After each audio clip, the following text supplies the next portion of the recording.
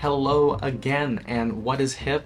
And welcome to my Sega CD collection video. And one of the things that I love about these collection videos is that I have to collect gameplay footage of all of my games. And it really forces me to sit down in front of the TV and play every single one of these games, some of which I probably would not have chosen to play otherwise. So it's forcing me to enjoy and play my entire collection, which is really wonderful and not something I get the chance to do too often. So let's get right into it, and we'll start with the consoles here first. So the Sega CD is one of my favorite Sega systems or add-ons because it's such a weird idea. I mean, not weird in the sense that everybody was doing it at the time. TurboGrafx had the TurboGrafx CD with Sega and the Sega CD, and then Nintendo was thinking of making a CD add-on for the Super Famicom, Super Nintendo. But just the way that Sega did it was so crazy. They released so many revisions and versions of this system. Here's my first one here, which is my Sega CDX, which is a Genesis and Sega CD combined into one. And this one still works, and it's actually one of my favorite ways to play the system because it's so incredibly compact. And as you know, I live in New York City where space is a luxury, and I don't have much of it, so this comes in handy. So any space-saving system is a huge win in my book. Now, here I have my Sega Genesis Model 1 version of the Sega CD, the original Sega CD, and it kind of works. It turns on, loads the CD, but that's just about it. It boots into the BIOS. It's in need of repair, and I just have not gotten around to it, as well as just not really having the expertise. I like to fool around with fixing old systems, but this one is a little bit more complicated, and I have not gotten to it, but it's my favorite version, look-wise, of the Sega CD that I own and that they released. And I also have a Model 2 version, which is not here with me. That's currently back home in Oregon. I was not able to bring that when I was moving cross-country. But one of the weird things in my collection is this JVC XI, and funnily enough, I actually have I have two of them. Funny, it's a crazy story. Well, not really that crazy. I was on eBay late one night, and they had a huge lot of Sega systems and some Sega games, and there was a CDX, which was the one I just showed you, and a JVC XI, and a Model 1 Sega Genesis, and they were tested as is. There was no guarantees. Luckily, the CDX worked. The Model 1 Genesis, which I just showed you, the Sega CD did not work, and the JVC XI, actually that was another thing on eBay that I had won for a pretty good price, and that one worked. And the JVC XI, for those of you that don't know, Sega licensed out their Genesis and Sega CD hardwares to other third-party companies like JVC, and allowed them to make their own versions of the system, and they had to send over, I believe, royalties or something like that. And the JVC XI is known for being a wonderful system because it is so incredibly well built, and they are not known to break down very easily. They're tanks.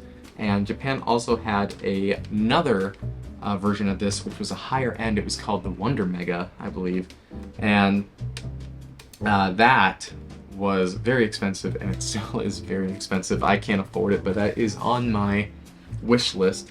But I actually have this complete in box, but again, that box is in Oregon because I was not able to bring over because it was so big. But I do have this complete in box, which is probably one of the most unique things in my collection. And those are just some of the revisions that they did of the Sega CD. There were a bunch of other third-party revisions and versions of their own. It's crazy, too much in my opinion. But that is my hardware collection of the Sega CD. And I also have a couple of strategy guides, which is super cool. I have a strategy guide for Bay on the Sega CD, and this is a pretty cheaply made strategy guide. It's all in black and white here, but it's super compact, which is really nice. And Bay was a JRPG for the Sega CD. It reviewed pretty well, and I don't have the game in my collection. It's pretty expensive, in the $200–$250 range, but it's one that I hope to have soon. And I also have Lunar, the Silver Star, and for those of you who don't know, Lunar originally came out on the Sega CD. The most widely known version of Lunar, I believe, is the PS1 version. And this is also a pretty cheaply made strategy guide here. It's all in black and white, super compact, but it's made by the same people who did the Vey. And I do have Lunar, and this is the much rarer Lunar Eternal Blue strategy guide, and this is a beautiful strategy guide. We've upgraded to full color, and there's some really wonderful artwork in here. And strategy guides for the Sega CD are so incredibly hard to come by, even just the 16-bit era in general. And I was lucky enough to find this, all these three, for under $30 on eBay, of all places.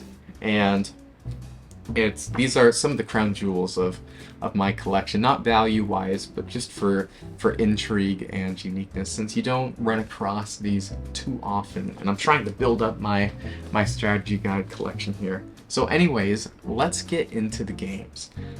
So a lot of these, this is what I have left over. I had probably 15 or so more that I sold off in a big lot because I didn't play them.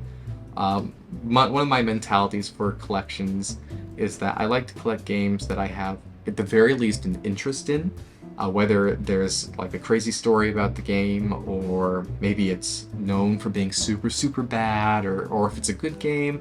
But if it's a game I don't have any interest in, like a generic like football title or something like that, then I try to sell them off. So I sold off a lot of full motion video games for the Sega CD, which the system was known for, since I really don't have much of an interest in the FMV games. But starting off, we have Formula 1 Beyond the Limit for the Sega CD, and this is a racing game, if you could not tell. And oddly enough, it's actually very good. The graphics are absolutely amazing on this game. The way they do the 3D, because the Sega CD introduced sprite scaling, which the Super Nintendo had from the start, but the Sega Genesis did not. So the way they incorporate that into here is really cool, and it's actually a lot of fun to play. And I think it's like around $10 or so. So I highly recommend picking this up if you can find it. It's a pretty common game. Now, the next game here is Jeopardy! I have a weakness for game show games, especially the Jeopardy games. And the way they incorporated full motion video into this game was pretty fun. So that's why I kept this in my collection here. And the problem with game show games is a lot of them, you know, if you get one from the 90s, all the questions are going to be based off the 90s. And I did not grow up in the 90s. I was born in the 90s, but I didn't grow up in the 90s. So that game's pretty much impossible for me. Next one here is Star Wars Rebel Assault. This little boy here is the main reason why a lot of kids back in the 90s wanted to own a Sega CD. This was a release title for the system, and it was Star Wars full motion video space shooting action. And is it a great game? Absolutely not. Is it okay? Yeah. It's an okay full motion video game. I'm a big fan of Star Wars, so that's why I kept this in my collection, despite it being a full motion video game. But it's actually put together fairly well. It's not going to blow you away, but it's still pretty okay, and it's about $30 to $40. So you know, if you can find it for a good price, it's a launch game for the system, and it was really the game that, one of the games that put the Sega CD on the map for its advertising back in the day. The next one here is Revenge of the Ninja, and this is a full motion video game as well. Big surprise. I think this game is around the $30-$40 mark. It might be more. I could be wrong. The reason I kept this is because of the art style in the full motion video. It's all fully animated, and I think it looks really cool. That's the only reason why I kept it, is because I like the art style. I haven't played too much of this because these games are brutally hard, these full motion video games. I am not good at them. But yeah, 30 minutes full motion animation with 2 continues and up to 5 lives to help master 18 levels of hard-hitting action. I just think that's so interesting that they advertise specifically that you have 5 lives and 2 continues on the box, like it's some crazy new feature. Which I guess it probably was, actually, since there weren't too many games with a lot of continues back then. So this is a gem. This is Battle Corps for the Sega CD, and this is a wonderful, wonderful game. You're basically in a giant mech suit, and you have to go around and you have to go shooting things, and it's all in a 3D sprite scaled world, and it is so much fun. The music is great, the graphics are amazing. I'm not sure how much this one goes for, but it's not too uncommon. I think it's just on the edge of uncommon and common, so it's pretty affordable if I'm remembering correctly. But it's a beautiful game, that's a lot of fun, and has some pretty good replayability. Pretty hard though. So this next thing is not technically a game. This is the Sega CD memory card and RAM card. And what this was used for was used for a couple of games. One of the ones that I can think of off the top of my head was Shining Force CD, which required this for the RAM and the memory card. But it allowed you to save your data, and it gave this system more RAM to play games that needed the RAM for like higher frames of animation and stuff of the sort. And these are pretty hard to come by, especially in the box. You can find them without the box for probably around $70 or so, $60, $70. If you want it in the box, it's going to be over $100 most likely. But it's kind of cool packaging, and I know a third-party company just released a new memory card, RAM card for the Sega CD. I'm forgetting the name of it. But supposedly it's pretty good, and it's about $60 or so, so that might actually be worth looking into if you don't have a memory card for the Sega CD. But if you do have a Sega CD, I do recommend this, just to play games like Shining Force CD and a couple of other games on the system that require it. So the next game here is Hook on the Sega CD. And this comes in a cardboard box here. As you can see, mine is extremely beat up. This was the Sega did this with a couple of their releases. They would put them in cardboard boxes, and inside, if I can get it out here, you would get a copy of it in a jewel case.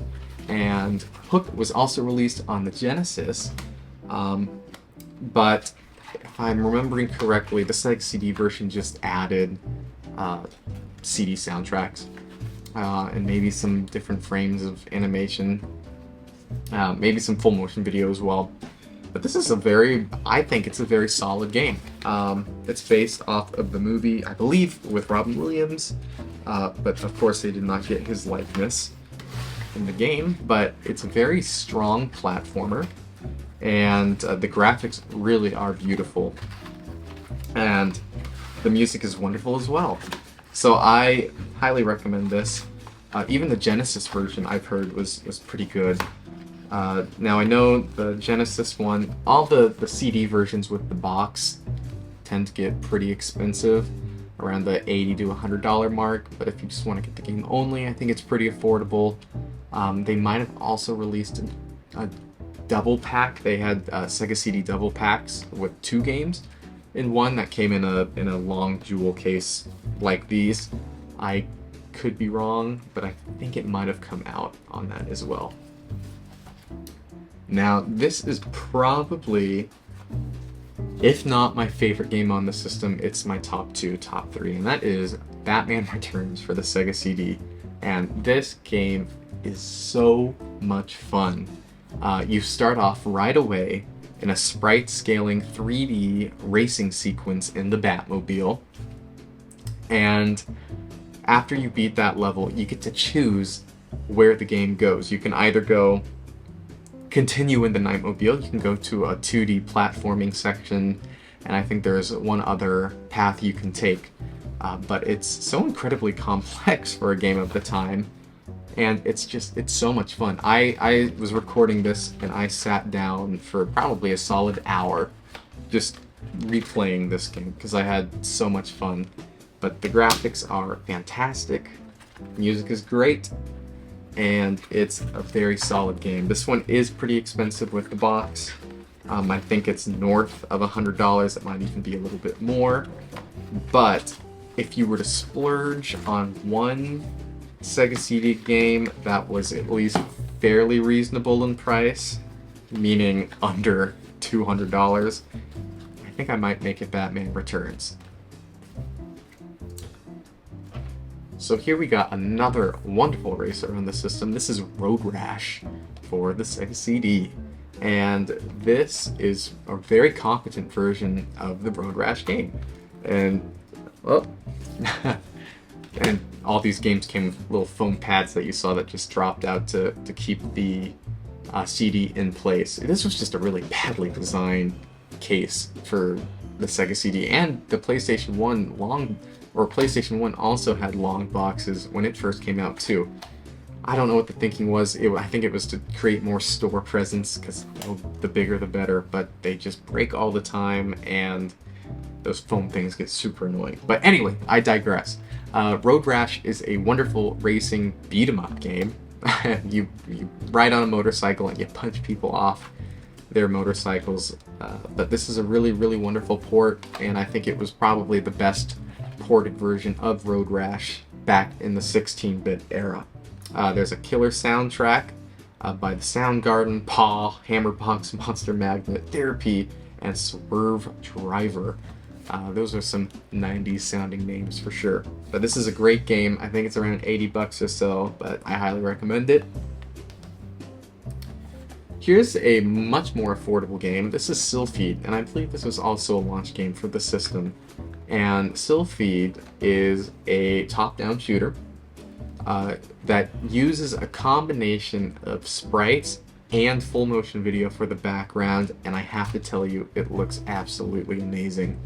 The first level of this game, you're flying, and underneath your shooter, you see a giant spaceship, and you see it blow up, and it looks so cool. And I just remember thinking, how is the Sega CD even doing this?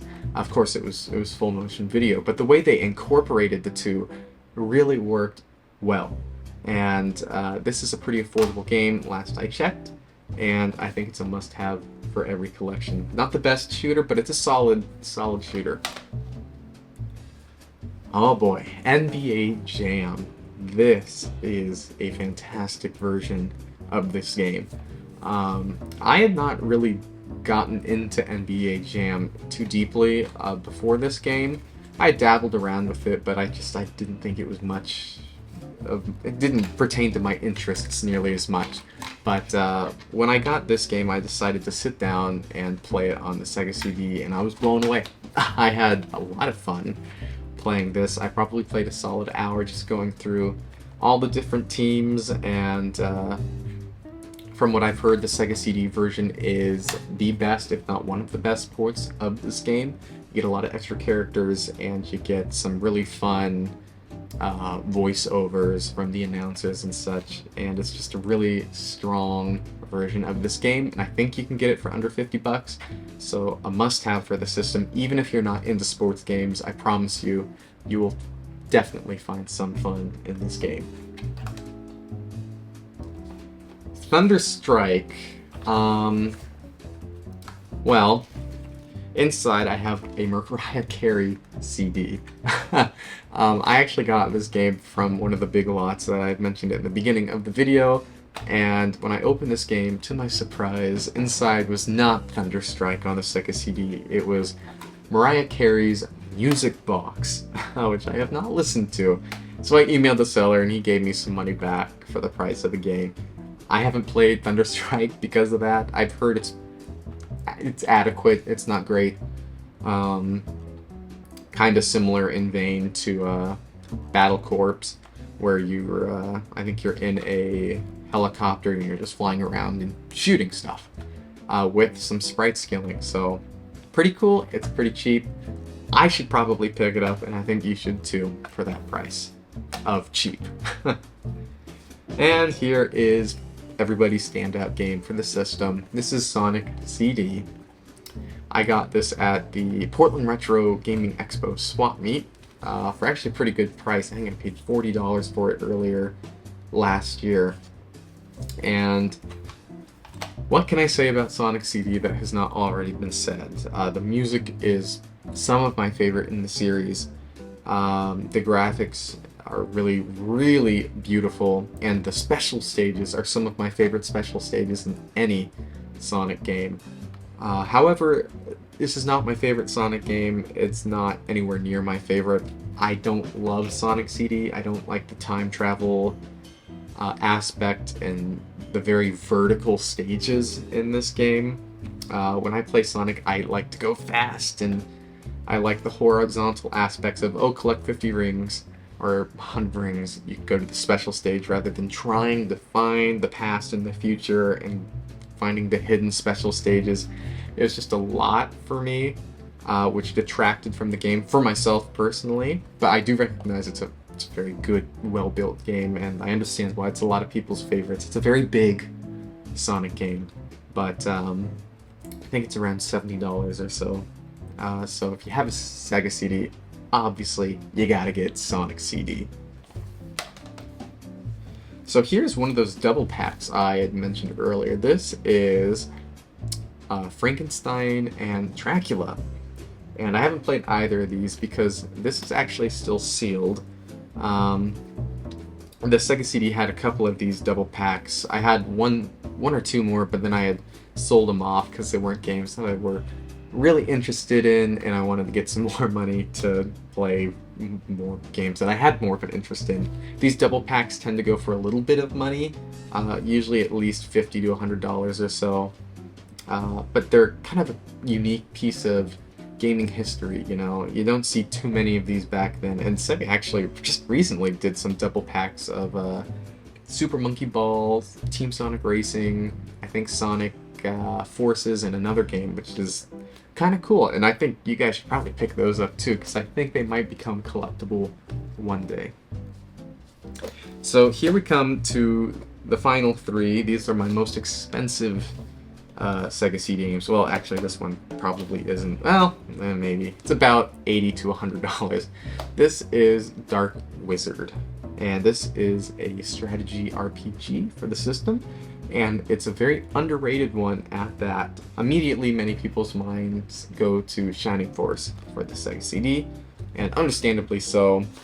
From what I have heard, it is a really amazing game, and I played some of the other Shining Force games in the series, and they're all great. Dark Wizard was a one-off, one-time thing. I don't think we ever got any sort of sequel to this game, but it's very strong. It stands up on its own. I think it's pretty underrated. The graphics aren't as beautiful as some other JRPGs and other Sega CD games. However, you do got some full motion anime cutscenes, which are really cool. There's a story there. It's not the greatest story, but you know, it has a story, and it has really in-depth gameplay. You're going to be spending many, many hours on this. And you can play as 4 different characters, and each character, I believe, has some different story elements, and yeah, it's a very good game, and it's very unique because it's still so cheap. for a strategy RPG, because most strategy RPGs are over $200-300. This one is still, I believe, under $100. If you're gonna pick up one game immediately, whether it's for, I don't like to use the I word, investment, or just want to get a game that's going to maintain its value, or get a game before it gets too expensive so you can play it, make it Dark Wizard, because I really do believe that this game will shoot up in price at some point, because people have been talking about this game, which is good, because it's a very good game and it does need more recognition. That was the word I was looking for. Now, this is probably the most expensive game in my collection. This is Android Assault. And this is a side-scrolling shoot 'em up, and it's really, really good. As you can see by the price tag, $185. Yeah, it's an expensive game. Yeah, but it's a lot of fun, and oddly enough, this was a budget title. I remember 20 years ago, or 15 years ago, I was watching Classic Game Room, and he was talking about how you can get this game for like 10-15 bucks. And then all of a sudden it shoots up to the nearly $200 range.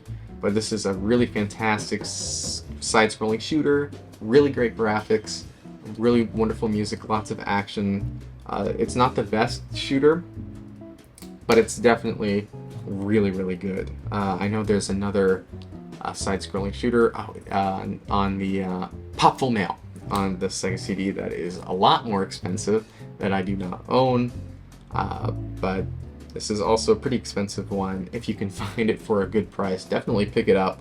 Or if you're looking to splurge on a game, you can't go wrong with this one, because it's a really, really strong title, and I don't know if it's been ported to any other systems. At least it hasn't been to my knowledge. And last but certainly not least is Lunar the Silver Star. Now, I have not played much of this game. I've only dabbled about 30 minutes or so. And this is one of 2 Lunar games that were released on the Sega CD, and one of the 2 good JRPGs. From what I've heard, a lot of the other JRPGs on the system pass is just either meh to pretty good, but the Lunar series were definitely the best. Lunar Eternal Blue, which is the sequel to this game, and also much more expensive, around $300-400, is rated very, very highly, and really, really beautiful disc there. Yeah, this is the lesser of the 2.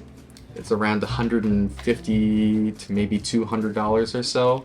Not reviewed as highly. This would be probably a 7.5, 8 out of 10 game nowadays, at least from reviews and stuff that I've read. But this is one that I really want to get to. It has a really beautiful opening cutscene that's all animated, and it's really wonderful. The music is really cool, and this game has been ported to so many different systems, but if you want to play the original, you gotta start on the Sega CD. So, there you have it. There is my Sega CD. Oh, wait. Almost forgot. My copy of Sewer Shark that came with every Model 2 Sega CD out there. It's a full motion video game. Not into it. Haven't really played it. So anyway, that is my Sega CD hardware and video game collection as of January 2023. I really hope you guys enjoyed looking back at some of these games and some of my memories with me. Let me know what some of your favorite Sega CD games are. And do you like the Sega CD? Have you heard of the Sega CD? Is this your first time hearing about it? Let me know in the comments. I'd love to chat. But thank you guys so much for watching. Have a good one.